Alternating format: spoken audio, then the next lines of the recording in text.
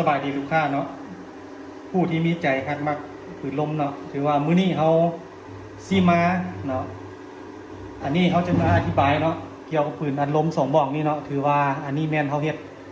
วิดีโอตัวนี้เนาะถือว่าปืนลม2บอกนี่มีลูกค้าเนาะสั่งนำเขาเนาะลูกค้าผู้นึงแมนอยู่ทางแข่งจำปาสักแข่งจำปาสักแล้วอีกบอกนึงแมนลูกค้าทางหลวงพระบางเนาะตัวนี้เพิ่นจัดนำราคาครบสุดเนาะส่วนรายละเอียดของปืนบอกนี่เนาะถือว่าตัวนี้เป็น MC เนาะปี2025ตัวนี้เขาจะใส่วาล์วแสบพันคือว่าถังจะเป็นถังอลูก้นตัดเนาะเราตัวนี้เป็นเรารุ่นใหม่นะตัวนี้เป็นเราไฟคอนเนาะเก็บเสียง3เทคคือว่าเรานี่ยาว40เซนเนาะลูกค้าเพิ่นจัดนำคือว่าลูกค้าทั้ง2คนเนาะเพิ่นจัดนำผู้นึงแมนอยู่แข่งจำปาสักผู้นึงอยู่หลวงพระบางส่วนราคาเนาะ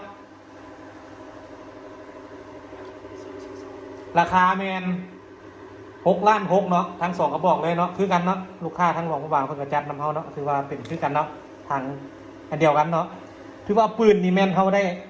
เนาะถือว่าเฮาได้ลองให้ลูกค้าเบิดแล้วเนาะถือว่าราคาครบสุดแมน6 ล้าน 6คือลูกค้าฮู้นำเฮาเลยในราคา6 ล้าน 6นี่มีหยังแน่เนาะเขาจะแถมให้เนาะมันจะมีโม่ได้ลูกค้าเด้อมีโม่เนาะลูกปืนนึงกับลูกค้าหลายคนเนาะส่วนหลายถามว่าเวลาซื้อปืนไปละสิแถมชุดซ่อมให้บ่มีเนาะลูกค้าเนาะแต่ละคนเนาะคือว่าชุดซ่อมนี่เขามีให้พร้อมเนาะแล้วก็กล้องเนาะกล้อง Recovery เนาะตัวนี้เป็น3/12คูณ42เนาะอันนี้เป็นขากล้องเด้อลูกค้าเด้อคือว่าครบสุดเนาะ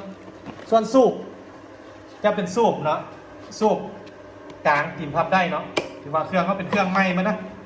อันนี้แม่นของลูกค้าเนาะทั้งหลวงพระบางเนาะอันนี้คือว่าทั้ง2ลูกค้าเนาะทั้งหลวงพระบางและจำปาสักเนาะคือแม่นคือกันเนาะถือว่าลมนี่แม่นเขาได้สูบเนาะเขาได้เทสให้ลูกค้าเบิ่งแล้วเนาะถือว่าบ่มีปัญหาหยังเนาะปืนบอกนี่เนาะทั้ง2กระบอกเนี่ยชุดซ่อมเนาะอันนี้ของลูกค้า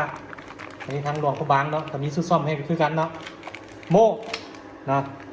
ลูกปืนกล้องคือกันเนาะถือว่าเป็นใส่กล้อง Recovery คือกันเนาะ3/12คูณ42เนาะ